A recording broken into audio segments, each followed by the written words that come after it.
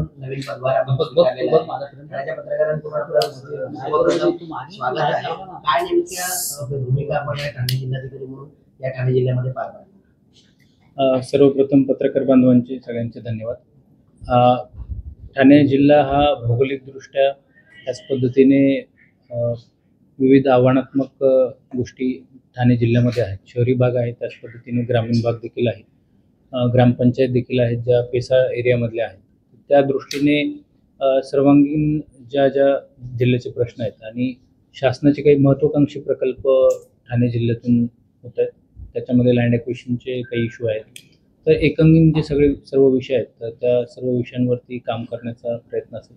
त्याच पद्धतीनं ज्या इथल्या गरजा असतील तर त्यानुसार काही नवीन उपक्रम हाती घेणे आणि नवीन उपक्रम हाती घेऊन तसे नाविन्यपूर्ण उपक्रम जिल्ह्यामध्ये करणे हाही माझा प्रयत्न असेल.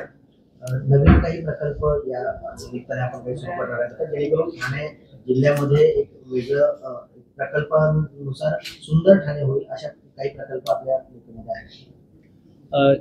मुख्यत्वे आरोग्य आहे, शिक्षण आहे, ICDS आहे आणि त्याच पद्धतीनं सिव्हिक अम्युनिटीज ज्या आहेत त्या दृष्टीनं मागचा जो माझा अनुभव आहे त्यावर आधारित काही उपक्रम नक्की मी हातामध्ये घेईन आणि इथल्या गरजा ज्या आहेत मुख्यत्वे जसं नागरिकांच्या गरजा असतील, आपण जे प्रश्न मांडतात त्यानुसार इथल्या ज्या निकड आणि आवश्यकता जास्त वाटतात तर त्यानुसार नक्कीच उपक्रम हाती घेण्यात येतील आणि तसे प्रयत्न करेल.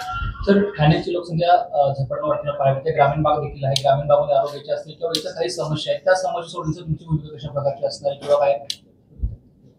जसं मी सुरुवातीला सांगितलं, जेवढी आता आज माझा पहिलाच दिवस आहे आणि जी माहिती आहे त्यानुसार आपल्याकडे डायव्हर्सिटी जास्ती आहे ठाण्यामध्ये. अर्बन भाग आहे, कंजेस्टेड काही एरियाज असतील, काही ग्रामीण भागांमध्ये जे प्रश्न असतील तर त्या अनुषंगानं जे विविध प्रश्न त्या भागानुसार आहेत तर त्या पद्धतीनं नियोजन करण्याचा नक्कीच प्रयत्न करेल.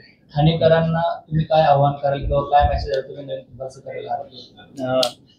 ही शासनानं मला दिलेली संधी आहे, त्याच्या पद्धतीनं जी जबाबदारी आहे तर ती जबाबदारी पार पाडण्याकरिता सर्वतोपरी मी प्रयत्न करेल आणि नागरिकांकरिता काही उपाययोजना ज्या आहेत तर त्या ज्या शासनाच्या योजना आहेत त्या प्रभावीपणे अंमलबजावणी करणे, कुठेही नागरिकांना त्रास होणार नाही. प्रशासनाच्या ज्या योजना असतील किंवा प्रशासनामध्ये जे काम पडतं तर एक अप्रोचेबल प्रशासन, पारदर्शक प्रशासन हे देण्याचा माझा नक्की प्रयत्न. सर, ठाणे जिल्हा हा पाहायला गेला तर ठाण्याचे पहिले मुख्यमंत्री एकनाथ शिंदे आता उपमुख्यमंत्री आहेत, त्यामुळे तुमची प्रशासनावरती कशा प्रकारची करडी नजर असेल?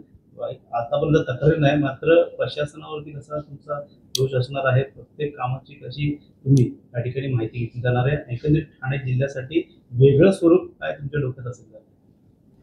ई-गव्हर्नन्सचा गव्हर्नमेंटचा इनिशिएटिव्ह वाढलेला आहे. ज्या सर्व्हिसेस असतील, जी माहिती असेल ती सर्व पारदर्शकपणे समोर येणे, त्याच पद्धतीने सगळं कामामध्येही पारदर्शकता आणण्यासाठी ई-गव्हर्नन्स आहे. आणि जो आत्तापर्यंतचा माझा अनुभव आहे, जालन्यामध्ये मी जिल्हाधिकारी म्हणून 2 वर्ष काम केले, तिथला अनुभव आणि मागचं त्यापूर्वीच्या ज्या पोस्टिंग होती तिथला अनुभव घेऊन नक्की एक प्रशासन चांगल्या पद्धतीनं काम करेल असं बघेल आणि ज्या काही इथल्या लोकप्रतिनिधींच्या अपेक्षा असतील तर त्या पद्धतीनं त्याची देखील सांगड घालून, कारण पुढच्या काळामध्ये निवडणुका असतील किंवा अनेक विषय असतील तर ते देखील समोर येतील, तर त्या पद्धतीने योग्य पद्धतीने पारदर्शक पद्धतीने काम करण्याचा प्रयत्न माझा असेल. निवडणूक येणार आहेत आणि त्यातच विधानसभा आणि लोकसभेच्या वेळी दुबार मतं या जिल्ह्यामध्ये मोठ्या प्रमाणात होती. आज माझा पहिलाच दिवस आहे, तर मी सगळ्यांना पत्रकार बांधवांना विनंती करतो की प्राथमिक स्वरूपामध्ये मी माहिती दिली आहे आणि नंतर काही दिवसानंतर एक साधारणतः 2 आठवड्यानंतर मग चर्चा आपल्याशी मी नक्की करतो. पावसाचे दिवस आहे, अनेक धरणं जे आहेत ते भरलेले आहेत, काही गावांना देखील सतर्कतेचा इशारा दिला आहे, त्यामुळे येणाऱ्या काळात तिकडे नुकसान भरपाई होऊन यासाठी देखील कशा प्रकारची आपली त्या ठिकाणी तुमच्याकडनं जे अधिकारी आहेत त्या ठिकाणी कशा प्रकारची चाचपणी करणार आहे आणि दुसरीकडे तुमचं काय आव्हान असणार आहे तिकडच्या लोकांच्या राहणाऱ्या लोकांना?